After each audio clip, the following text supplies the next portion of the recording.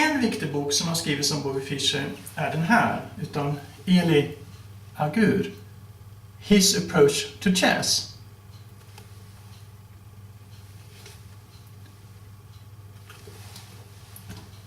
Den boken är nog inte så lätt att få tag i, men jag rekommenderar den, och den finns säkert på second hand-marknaden. Ni kan till exempel gå in på abebooks.com och titta. I den boken beskrivs olika metoder som är unika för Fischers spelstil, och det är också skrivits ett förord av Kasparov som jag tycker intygar att boken är seriös. Det avsnittet som jag har fokuserat på, det är om bondestrukturer, och speciellt när han skriver om bondetrianglar. Och i det här klippet så tänkte jag gå igenom teorin kring bondetrianglarna. Och bakom mig så har vi ett partislut mellan Pachmann Fischer som spelades i Havanna-olympiaden 1966. Och i den här ställningen så gav faktiskt Pachmann upp.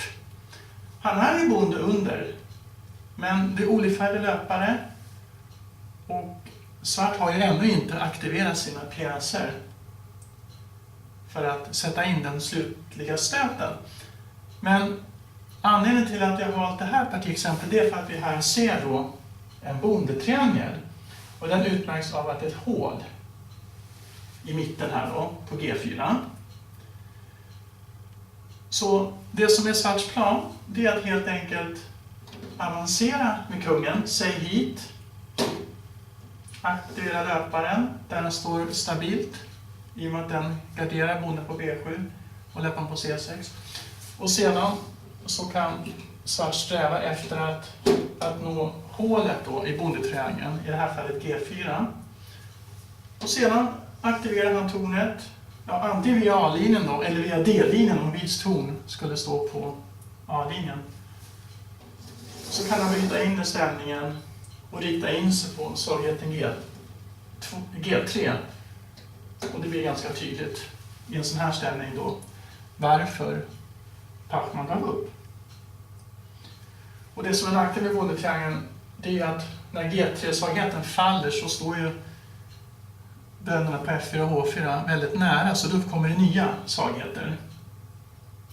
Ett annat känt exempel, det uppkom mellan Fischer och Taimanov i kvalificeringsmatchen inför VM 1971. Det var den här matchen som Fischer vann med 6-0.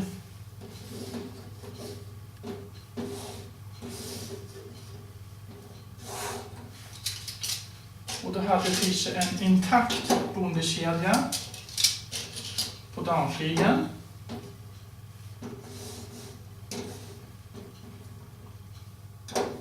Medan svart har flyttat lite mera på sina bönder.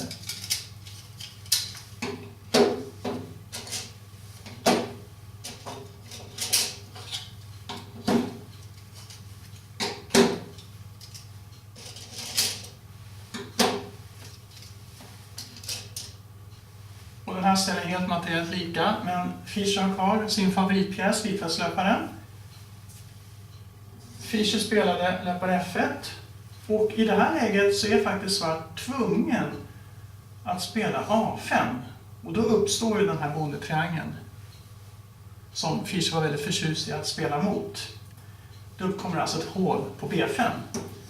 Och svart är faktiskt tvungen att spela A5 här för att det här passiva draget, det håller inte nu på grund av omedelbar bondevinst på F7 då med löpare C4. Och B5 gick ju inte heller då eftersom tornet står på E5 och då faller det på C5. Så småningom uppkom faktiskt den här intressanta ställningen. Tornen hade bytts bort och båda spelarna hade bondetrianglar på kungsflygeln. Och den här ställningen är faktiskt vunnen för vit. Vit spelade ett makalöst manövreringsspel med löpare och kung. Och för att belysa hur pressad svart är i det här läget, så redan här hotar vit att slå på C6. Och det här är alltså ett vunnet bonusspel för vit. På grund av att vit har möjlighet att tränga in till B5. Och sedan har vit 2 tempodrag, B3 och C4, som kommer att sätta svart i dragtvång. Till exempel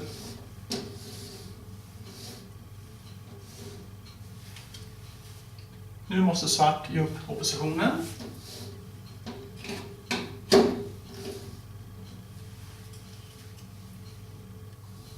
Och nu måste han ge upp den en gång till. Så det här belyser lite grann faran med bondetrianglar.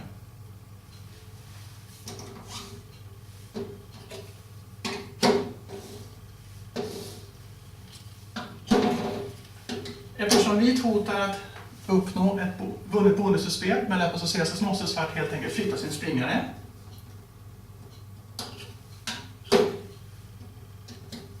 Och nackdelen med bondetriangeln på kungsflygeln är att bönderna står på ljusa fält. Så vits löpare kan angripa dem, medan vits kung försöker komma in för att angripa basen på B6.